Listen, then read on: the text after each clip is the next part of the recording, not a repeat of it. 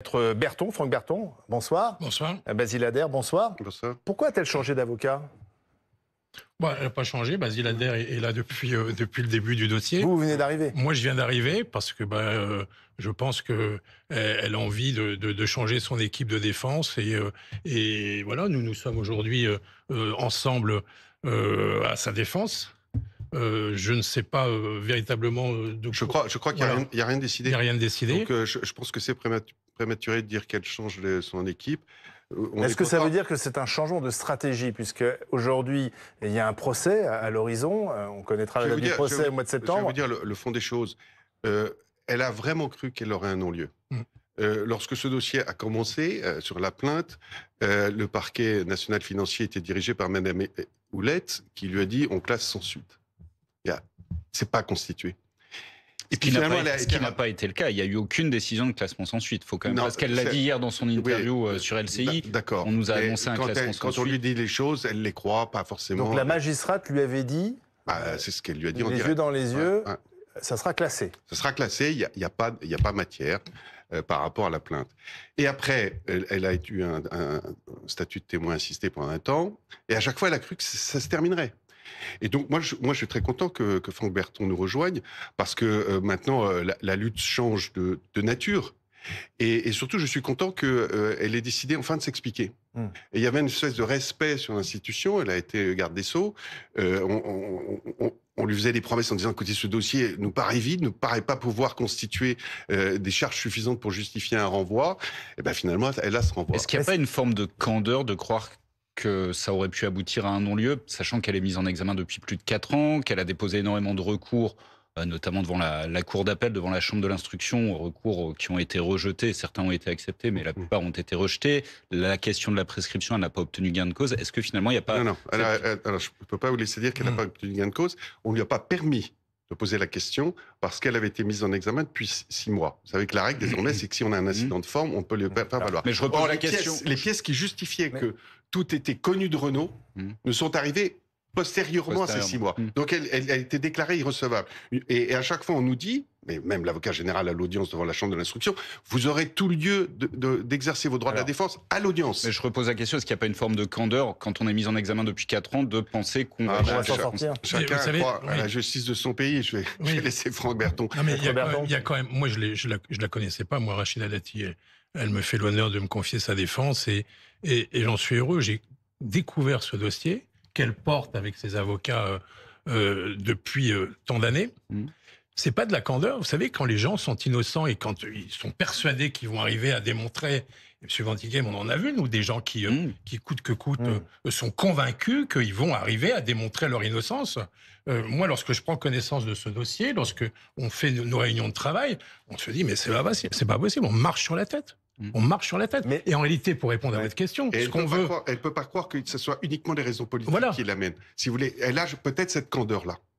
Mais ça, c'est une autre nature. Mais elle a quand même une stratégie, on l'a entendu hier, sa première réaction publique, très offensive. Elle attaque directement les magistrats. Elle dit que le chef du parquet, Jean-François Bonnert, le procureur national financier, lui aurait dit que finalement, les accusations ne tenaient pas. Il a démenti. Que son équipe au sein du parquet était désorganisée. Alors, il a démenti. Il y a le président du tribunal de Paris qui également a défendu la magistrature en disant qu'on pouvait certes se défendre, mais qu'on ne pouvait pas jeter le discrédit sur l'autorité judiciaire et saper la confiance légitime des citoyens dans la justice. Est-ce que c'est une bonne stratégie de s'en prendre frontalement aux juges, en fait? Mais je reviens à ce que je vous disais il y a quelques instants. Quand vous êtes convaincu que vous allez à faire triompher votre innocence, elle est persuadée et qu'on lui en veut. Et donc, qui lui en veut? Mais parce que... les magistrats lui en veulent? Non, l'institution, ou qu'il y a un combat politique derrière qui est mené, que les choses ne sont pas claires. Écoutez, vous savez, j'ai ramené un bout du dossier, là. Il y a près de 40 attestations qui ont été versées par les avocats à la procédure, qui viennent établir quoi? Que Rachida Dati a travaillé en qualité d'avocate et de députée européenne pour le groupe Renault. Nissan. En vertu, tout simplement, d'une convention... Uniquement comme avocate pour le groupe Renault, pas comme députée européenne. On est bien d'accord. Mais elle était à ce moment-là députée européenne. Oui, mais la question qui est posée au départ, et pardon, vas-y, la question qui est posée, on dit, mais comment on peut être à la fois avocat et député? Et donc, vous savez, ça jette le discrédit et le trouble. On se dit, mais c'est pas possible. Je vais vous prendre quelques exemples. Corinne Lepage, par exemple, actuellement, elle est avocate, mais elle est aussi députée européenne. Est-ce qu'il n'y a pas un conflit d'intérêts? Mais On pourrait soupçonner que Non, Renault, c'est le bâtiment qui va on pourrait soupçonner Renault de faire appel à Rachida Dati pour utiliser son influence au Parlement européen. Ça fait partie d'ailleurs des soupçons. Pardonnez-moi, c'est parfaitement compatible. Il y a des règles qui fait qu'il y a certains domaines dans lesquels on ne peut pas plaider contre l'État. Je vous rappelle, et ça vaut pour les parlements européens où les parlementaires ont un rôle sans doute moins important qu'au Parlement français, que notre histoire républicaine, c'est des avocats au Parlement. Que ça soit en 1789, 1792, ou que ça soit en 1870 au moment de la Troisième République. C'est 30% d'avocats. Donc, si vous voulez, il n'y a pas d'incompatibilité. Que vos auditeurs l'entendent bien. C'est pas du lobbying déguisé. Mais c'est pas interdit. C'est même souhaitable. En tout cas, c'est même souhaitable. Si, c'est ce qu'on lui reproche. Indirectement, dans l'opinion publique, et même aussi dans l'ordonnance qui nous a été notifiée hier, c'est ce qui est reproché en disant elle s'est servie, en réalité, elle se sert de sa casquette d'avocate pour favoriser au Parlement européen le groupe pour lequel elle a un client. Les magistrats s'interrogent aussi sur le bien fondé du travail effectué par Rachida Dati. Des notes auraient été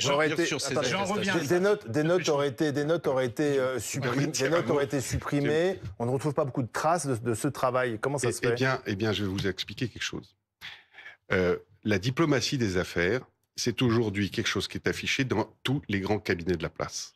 C'est-à-dire que quelqu'un qui, sur un coup de téléphone, peut permettre à une entreprise de décrocher un rendez-vous, avoir un appel d'offres, avoir la possibilité de s'installer, personne ne va le contester, une notoriété et qui est légitime dans le monde du Moyen-Orient et au Maghreb, incontestable.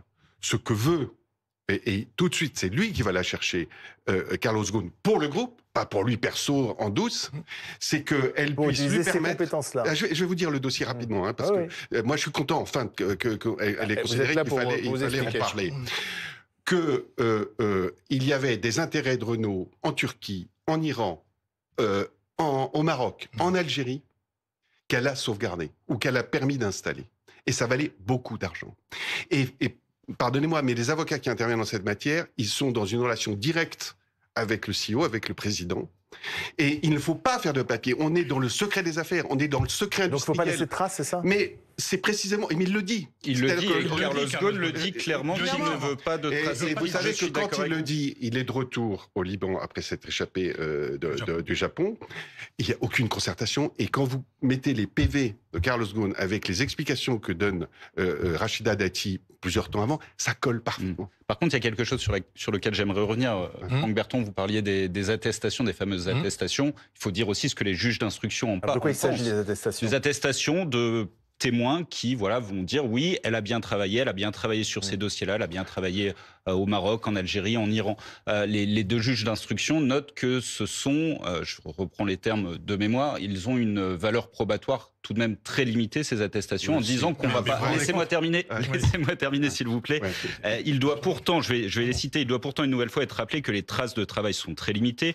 Aucun des témoins entendus dans la procédure n'objective les interventions de Rachida Dati au Maghreb ou au Moyen-Orient, avec une illustration qui est une illustration dont elle a fait mention hier lors de son interview sur LCI, c'est celle de l'usine de Tanger au Maroc, qu'elle dit avoir sauvegardé. Aucun des cadres de Renault directement en charge de ce dossier n'avait été informé, ni même n'avait eu vent d'une quelconque intervention de Rachida Dati sur ce projet d'usine qui relevait directement de leurs attributions. Les avocats comme Franck Berton et moi, notre métier paraît tout à fait traditionnel. On va défendre nos clients devant les juridictions et lorsque c'est utile, dans les médias.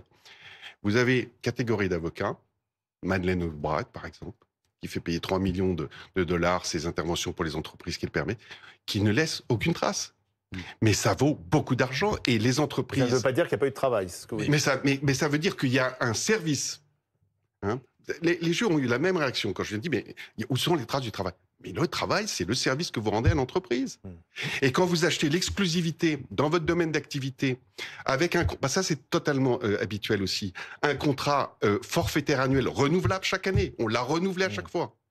Et parce que précisément, on veut avoir son entre-gens, sa facilité d'analyse stratégique sur ces législations locales, sur les bonnes personnes qu'il faut agiter pour ne pas fermer une usine en Turquie, pour permettre en Iran, alors qu'il y a un totalement à eh bien ça vaut beaucoup d'argent. Mais c'est un métier d'avocat que, moi, c'est l'ancien bâtonnier qui vous parle, parfaitement honorable, parfaitement digne, parfaitement dans les clous. Mais ça, personne ne dit le contraire. Alors, c'est ça qui s'est passé. Est-ce qu'on peut rajouter, pour répondre à votre question, les attestations, elles sont là. Vous savez, par exemple, il y a l'ambassadeur d'Iran. Il y a Jean-Pierre Raffarin. Il y a des tas de gens. Oui, mais Jean-Pierre Raffarin... Oui, mais des tas de gens sont venus dire... Attendez, des tas de gens sont venus dire, nous, dans notre pays, il est intervenu, etc. Il y a des choses qui ont été faites réellement en complément de ce que vous dites. Ça ne suffit pas à convaincre les magistrats. Attendez, ils ont demandé que ces gens-là soient entendus. Vous savez ce qui est dit dans l'ordonnance de renvoi devant le tribunal correctionnel? L'audition de tous ces gens-là qui sont des décideurs, qui sont des spectateurs du travail de Rachida Dati. C'est pas le directeur de l'usine de Tanger qui forcément n'allait pas aller voir le directeur, le saluer de l'usine de Tanger. Son boulot, c'était autre chose. Hein, vous avez bien compris que c'était pas d'aller compter les voitures à la sortie de l'usine. Bon, que ces gens-là, dont il est demandé l'audition, viennent nous dire c'est pas utile à la manifestation de la vérité. Et comment vous faites pour vous défendre? Vous avez, on vous dit, mais d'un côté on vous dit vous ne travaillez pas, vous n'avez pas travaillé. Tenez, regardez, j'ai des tas de gens qui vous disent que j'ai bossé. Et je veux que vous les entendiez. Et je veux que vous les entendiez. On nous dit non. Ah non, on va perdre. Fin de la discussion, c'est pas utile à la manifestation de la vérité. Vous allez les faire citer lors du procès. Bien sûr. Oui. Mais pardonnez-moi, non, mais j'entends. On peut régler un dossier avant. Et s'il y a une instruction et que notamment les faits sont prescrits parce qu'ils n'ont absolument pas été dissimulés, ils étaient connus de Renault. Ça aussi, il a fallu qu'on fasse une action civile contre Renault pour avoir les comptes. Et qu'on voit, avec cabinet Rachida Dati, payer. Connaissance de pardonnez-moi, mais ça c'est un point de droit qui est quand même très important. La connaissance par la victime du fait prétendument délictueux fait courir la prescription. Ce qui interpelle, ce sont les montants des prestations. On parle de 900 000 euros en 3 ans, donc 300 000 par an. C'est autour de 25 000 par mois. J'imagine que ceux qui nous regardent et qui nous écoutent, ils disent c'est quand même beaucoup d'argent. Pardonne-moi Franck, je vais dire. D'abord, 300 000 euros d'honoraires, c'est des honoraires. C'est pas un revenu que vous avez toutes vos charges professionnelles, tout ce que vous payez aux différents organismes sociaux, et ensuite vous avez un bénéfice qui va entre 30, 40, 50% quand c'est précisément objet. Donc c'est pas tout à fait la même somme. Et puis, lorsque, grâce à son intervention, on ne ferme pas un jour d'usine, ça il le dit, Carlos Ghosn, un jour d'usine en Turquie, ça fait gagner à la boîte 300 000 euros. C'est-à-dire qu'une journée gagnée grâce à son intervention, et ça, on le justifie dans ces attestations, ça y est, les honoraires sont payés, sont remboursés.